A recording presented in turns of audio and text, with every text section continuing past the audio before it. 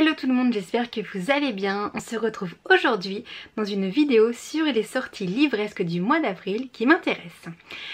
Vous avez dû remarquer que j'ai changé de décor derrière, j'essaye un petit peu, voilà, je varie.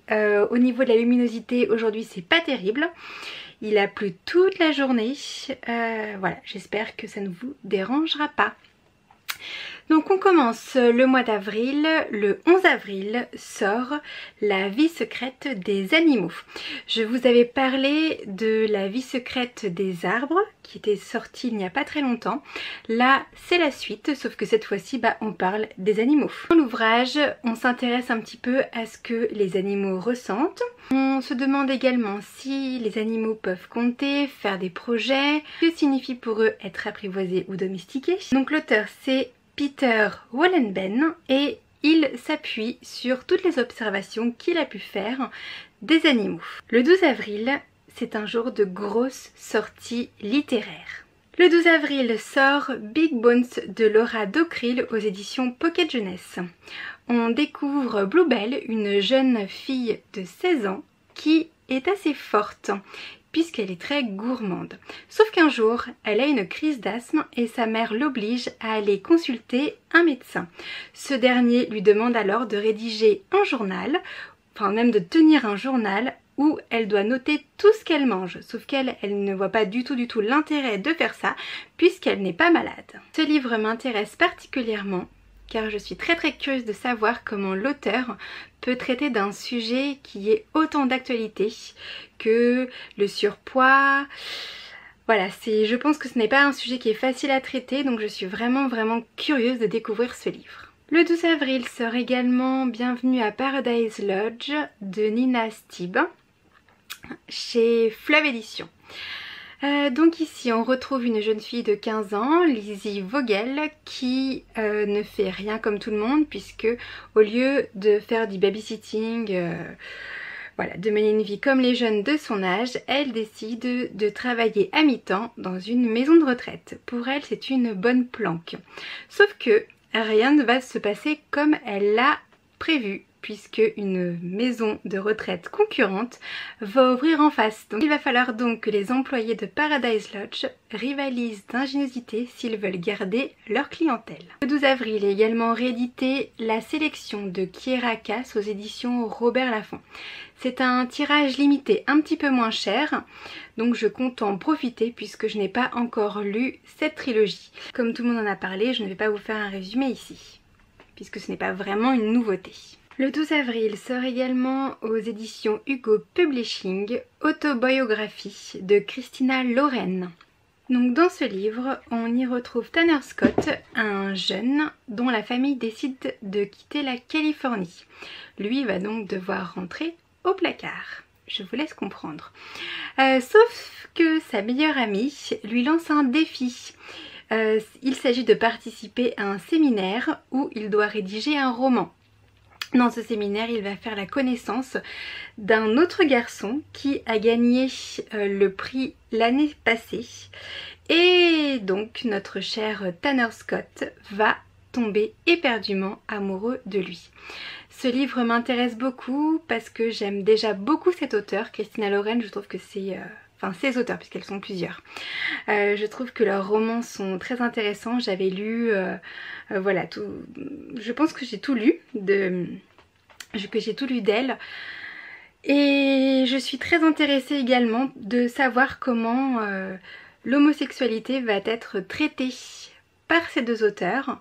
Voilà, pour changer un petit peu, c'est un sujet qui m'intéresse beaucoup. Donc il me tarde de le lire. Le 12 avril sort également Du côté du bonheur d'Anna McPartlin aux éditions Le Cherche-Midi. Donc c'est le nouveau roman de l'auteur qui est toujours attendu avec impatience. On y retrouve Maisie, qui est une jeune femme qui en a marre, voilà, tout simplement. Elle arrive un petit peu au bout du rouleau puisqu'elle a 2 travails, elle a des enfants, sa mère qui commence un petit peu à perdre la tête. Voilà, ce n'est pas évident tous les jours. Sauf que depuis que Maisie a décidé de quitter son mari qui est violent, cette Irlandaise va un petit peu mieux. Jusqu'au jour où son fils disparaît. Il va donc falloir comprendre ce qu'il s'est passé. Voilà un petit peu pour le résumé. J'aime beaucoup les livres d'Anna McPartlin, donc je suis sûre que ce nouveau livre va beaucoup me plaire et je pense qu'il est également bouleversant. À suivre. Le 12 avril sort également le Wonderling, c'est le tome 1, écrit par Mira Bartók et il est publié aux éditions Robert Laffont. Ici on se retrouve dans un foyer d'animaux fraîchement orphelins. Et ce foyer est dirigé par la terrible Mademoiselle Furoncle. On fait la connaissance du Wonderling qui est un renard. Et ce renard n'a connu que ce foyer-là. Il ne porte pas de nom. Il s'appelle numéro 13 suite au médaillon qu'il porte autour du cou. Donc notre petit renard est d'une timidité maladive. Néanmoins, il prend la défense d'un petit oiseau, Babiole, qui va lui faire un don inestimable, lui donner un prénom. Il s'appellera donc désormais Arthur. Tous deux vont réussir à s'enfuir du foyer de Mademoiselle Furoncle et ainsi vivre des aventures apparemment trépidantes. J'ai hâte de lire ce nouveau livre qui a l'air encore une fois très intéressant. Il parle du monde animalier. Peut-être qu'il va faire écho également au livre Jefferson qui est sorti il n'y a pas non plus très longtemps. Voilà, j'espère que ce livre me plaira. Le 12 avril sort également Les détectives du Yorkshire, le tome 1 Rendez-vous avec le crime de Julia Chapman aux éditions Robert Laffont. Ici on y retrouve Delilah qui est obligée de louer le rez-de-chaussée de son local professionnel puisqu'elle a du mal à s'en sortir avec son site de rencontre. Elle le loue à Samson qui est un jeune détective. Sauf que Samson va mettre au jour une série de meurtres qui mènent tout droit à l'agence de Delilah. Donc j'espère que je vais y retrouver ici un polar qui peut être quand même assez drôle. Voilà, j'aime bien le mélange des genres, donc je suis très curieuse de lire ce livre. Le 12 avril va également paraître 9 contes de Margaret Atwood aux éditions Robert Laffont. J'adore les contes. J'adore l'ambiance, c'est toujours hyper sympa à lire. Donc là vous l'aurez compris que c'est un recueil de 9 contes qui apparemment ont une ambiance satirique, gothique, voilà, plein de choses qui vont me plaire. Donc j'ai vraiment très hâte de les découvrir. Allez, on change de jour. Donc le 19 avril paraît aux éditions Pocket Jeunesse Les Gardiens des Secrets de Trenton, je sais pas comment ça se prononce, Lee Stewart. Dans ce roman, un jeune garçon, Ruben, aidé de son acolyte Penny, découvre une montre au pouvoir inestimable puisqu'elle permet de rendre invisible son possesseur. Donc cette montre est très convoitée et il va donc arriver plein de choses à notre cher Ruben. Voilà, j'avais envie de lire ce livre. J'aime bien les éditions en plus Pocket Jeunesse. En général, je ne suis jamais déçue de leur parution. Donc voilà pourquoi ce livre m'intéresse. Le 19 avril sort également Emma 2.0 de Chloé Seeger aux éditions Pocket Jeunesse. Ici, on y retrouve Emma qui est une adolescente de 16 ans pour qui le monde s'écroule puisque elle vient de se faire plaquer par son copain qui n'a rien trouvé d'autre de mieux à faire que d'aller se mettre avec sa pire rivale, la parfaite Anna. Heureusement, Emma n'est pas toute seule et elle a 3 amis qui vont l'aider à remonter la pente. Les amis d'Emma vont l'encourager à rencontrer d'autres garçons. Emma ouvre donc un blog pour raconter toutes ses tentatives. Sauf que forcément, rien ne va se passer comme prévu. C'est un livre qui me semble excessivement drôle, tout à fait dans l'air du temps, dans l'actualité, les jeunes, les blogs. Voilà, ce livre m'attire pour toutes ces raisons. Le 24 avril sort le nouveau Guillaume Musso, La jeune fille et la nuit, aux éditions Calmant les filles. Qu'un Musso sort, on l'achète, on le lit. C'est une petite sucrerie en général, les livres de Guillaume Musso. Ça se lit très facilement. La thématique me plaît énormément.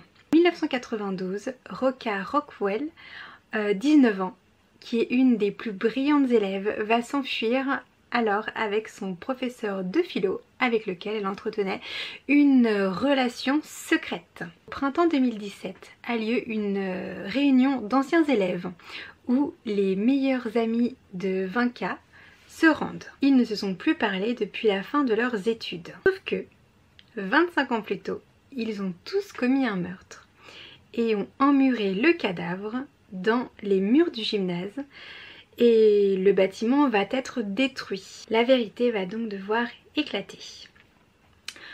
Alors avec un résumé comme ça, moi ça me donne tout de suite envie d'aller lire le livre. Je suis donc impatiente d'être au 24 avril.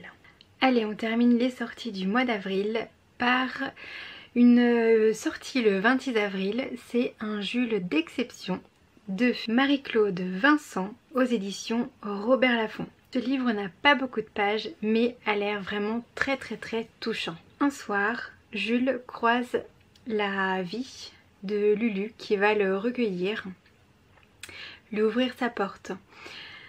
De ce soir-là naît un amour que Jules ne connaissait pas et qu'il souhaiterait rendre au centuple à Lulu. Sauf que Jules il est vieux, il est muet et il est innocent. Jules est le parfait opposé du compagnon de Lulu qui s'appelle Félix. Sauf que Félix, lui, ne supporte pas cet intrus. Il va donc être de plus en plus violent avec Jules et Lulu va se refermer sur elle-même. Jules va comprendre qu'un danger imminent guette Lulu. Il va donc essayer de la protéger du mieux qu'il peut. Je pense que c'est un livre qui est extrêmement touchant, qui fait peut-être également beaucoup réfléchir et également il me tarde de l'acheter pour le lire. Voilà pour les sorties livresques du mois d'avril qui me tentent. Je ne sais pas si je vais toutes les acheter quand elles sortiront. En tout cas, je les mets dans ma wishlist. Dites-moi s'il y a des sorties également de livres dont je n'aurais pas parlé et qui vous intéressent. N'hésitez pas à me laisser ça en commentaire. Peut-être que je vous ai donné envie également de découvrir des livres. N'hésitez pas à me noter tout ça en commentaire, je me ferai un plaisir d'y répondre. N'hésitez pas à vous abonner si ça n'est pas encore fait ou à mettre des petits pouces en l'air si ma vidéo vous a plu. En attendant, je vous fais plein de gros bisous et on se retrouve très vite pour une prochaine vidéo. Salut!